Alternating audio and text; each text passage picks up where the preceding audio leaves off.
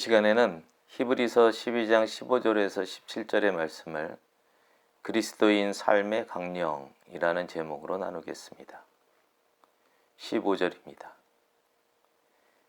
너희는 하나님의 은혜에 이르지 못하는 자가 없도록 하고 또 쓴뿌리가 나서 괴롭게 하여 많은 사람이 이로 말미암아 더럽게 되지 않게 하며. 15절 본문은 14절에 이어 그리스도인의 삶을 이루기 위한 자세를 다룹니다. 본문은 우리에게 가능한 범위까지 믿음의 형제 자매들을 살피라고 명령합니다. 그렇게 하는 목적은 하나님 우리 아버지의 은혜에 이르지 못하는 사람이 없도록 하는 것입니다. 하나님의 은혜가 무엇입니까? 다름 아닌 예수님입니다. 예수님은 하나님 말씀의 본체이고 하나님께 가는 길이며 곧 구원입니다. 우리를 하나님의 나라, 영원한 안식으로 이끌어줄 유일한 소망입니다. 이르지 못하다는 말은 부족하게 되다라는 말입니다. 부족한 부분을 그대로 놔두게 되면 우리는 그 자리를 우리에게 우상이 되어버릴 세상 것들로 채우게 되어 있습니다. 이것이 우리에게 쓴 뿌리가 됩니다. 쓴 뿌리에 관해서는 신명기 29장 18절에서 20절의 말씀이 우리에게 많은 도움이 됩니다. 세 번역으로 전하겠습니다.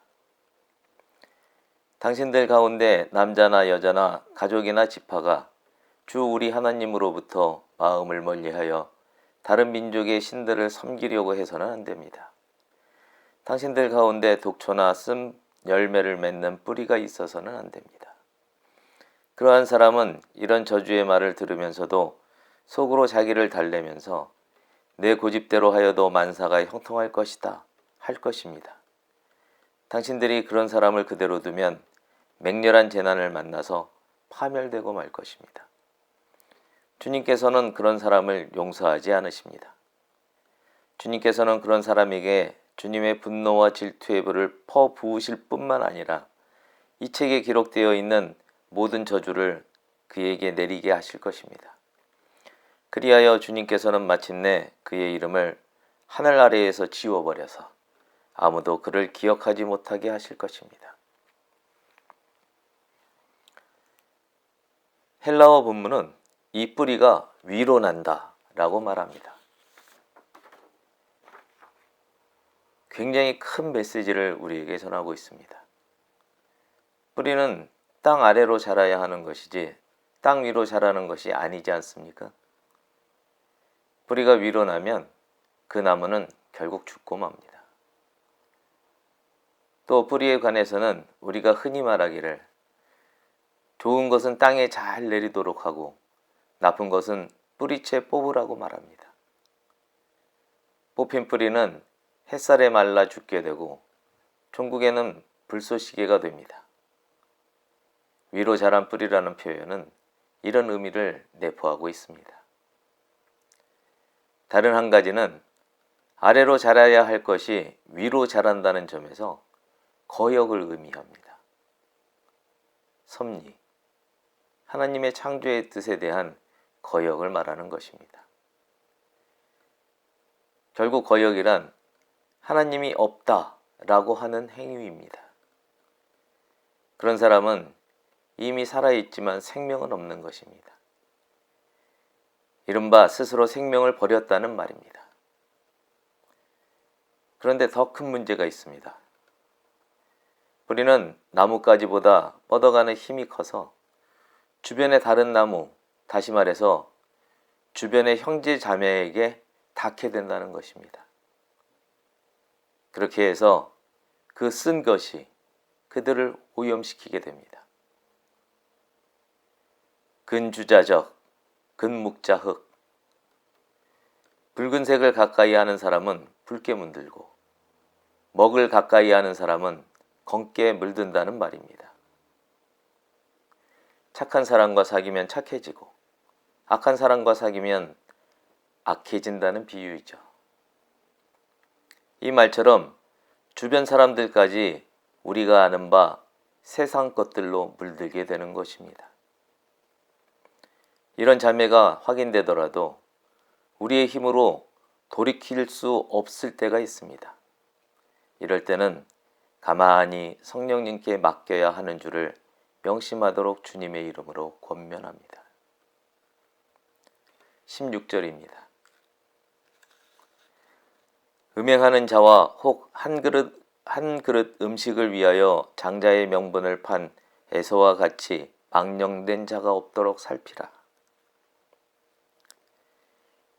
16절은 15절에서 말하는 쓴 뿌리가 위로 자란 사람과 그 사람에 대해 취해야 할 행동에 관해 설명하고 있습니다. 이런 사람의 대표적인 예로 이삭의 장자이자 야곱의 형인 에서를 말합니다. 본문은 에서를 두 가지로 표현합니다. 첫째는 음행하는 자입니다. 그리고 둘째는 망령된 자입니다. 에서에 대해 이 두 가지를 설명하는 내용이 수식어절로 표현이 되어 있습니다. 한 그릇의 음식을 위해서였다는 점과 장자의 권리를 팔았다는 것입니다. 해석하자면 첫째로 하느님의 것과는 대조되는 세상 것의 대표인 먹을 것을 위한 행위를 음행이라고 말하고 있고, 둘째로 장자의 권리를 판 행위를 망령되었다고 말하고 있는 것입니다.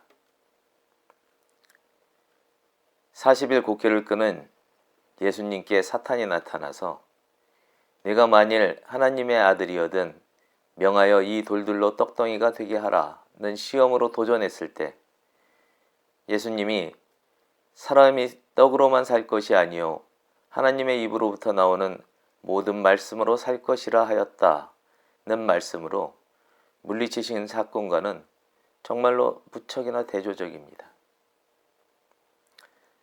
본문은 에서와 같은 자가 없게 하라고 명령합니다. 15절 설교에서 이미 말한 바와 같이 여기에 대해서는 두 가지 방법이 있습니다. 먼저 우리가 할 수 있는 데까지는 돌이키게 해보는 것입니다. 그 다음은 정이 우리의 힘 밖의 일로 여겨질 때는 가만히 성령님께 의뢰하는 것입니다. 바울은 이런 경우에 대해 고린도전서 5장 5절을 통해서 여러분은 그러한 자를 당장 사탄에게 넘겨주어서 그 육체는 망하게 하고 그의 영은 주님의 날에 구원을 얻게 해야 할 것입니다. 라고까지 말한 바 있습니다. 17절입니다. 너희가 아는 바와 같이 그가 그 후에 축복을 이어받으려고 눈물을 흘리며 구하되 버림바가 되어 회개할 기회를 얻지 못하였느니라. 17절의 헬라어 본문은 왜냐하면 이라는 말로 시작합니다. 16절처럼 해야 하는 이유를 말하려는 것입니다. 너희가 지금까지 알고 있다 라고 말하면서 사실의 근거에서 말씀을 시작합니다. 이 내용은 창세기 27장 30절에서 40절에 나오는 것으로 우리가 히브리서 11장 20절에서 이미 나눈 바 있습니다. 중요한 대목만 살펴보면 이렇습니다. 이삭이 야곱에게 축복하기를 마침에 야곱이 그의 아버지 이삭 앞에서 나가자 곧 그의 형 에서가 사냥하여 돌아온지라. 그의 아버지 이삭이 그에게 이르되 너는 누구냐? 그가 대답하되 나는 아버지의 아들 곧 아버지의 맏아들 에서로소이다. 에서가 그의 아버지의 말을 듣고 소리질러 슬피 울며 아버지에게 이르되 내 아버지여 내게 축복하소서. 내게도 그리하소서. 아버지께서 나를 위하여 빌 복을 남기지 아니하셨나이까? 이삭이 에서에게 대답하여 이르되 내가 그를 너의 주로 세우고 그의 모든 형제를 내가 그에게 종으로 주었으며 곡식과 포도주를 그에게 주었으니 내 아들아 내가 네게 무엇을 할 수 있으랴.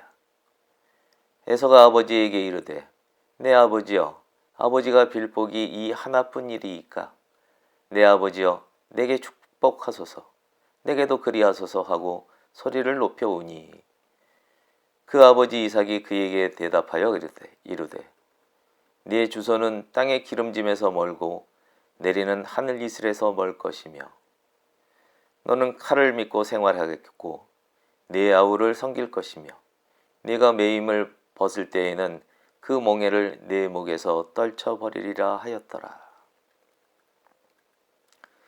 본문에서 버림바 되어라고 표현된 부분에 버리다라는 말은 거절하다는 의미를 가지고 있습니다.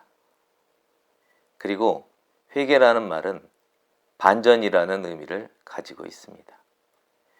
이 두 가지 의미를 반영해서 본문을 다시 살펴보겠습니다. 창세기 말씀과 같이 야곱이 장자의 축복을 가로챈 후에 에서가 축복을 꼭 상속받으려고 했지만 결국 거절되고 맙니다. 거절된 이유가 무엇인지에 관해 본문이 언급하는 내용은 이렇습니다. 왜냐하면 비록 에서가 눈물로 축복을 구했을지라도 축복을 구한 그가 반전의 기회를 얻지 못했다는 것입니다. 에서가 흘린 눈물의 원인이 축복이 절실했던 것인지 동생에게 축복을 뺏긴 게 분했던 것인지는 알 수 없지만 아마도 후자로 해석하는 것이 좋다고 생각됩니다. 또 에서가 의도한 반전이란 무엇이었을지 생각해 봅시다. 아마도 아버지가 동생에게 사기를 당했다면 무효로 처리할 수 있지 않겠느냐는 주장일 것입니다.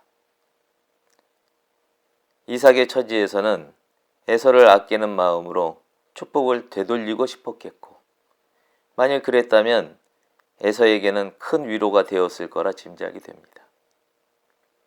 그렇지만 이삭은 결국 에서와 야곱의 탄생 비화를 되새기며 하나님의 뜻을 받아들이는 믿음의 길을 선택합니다.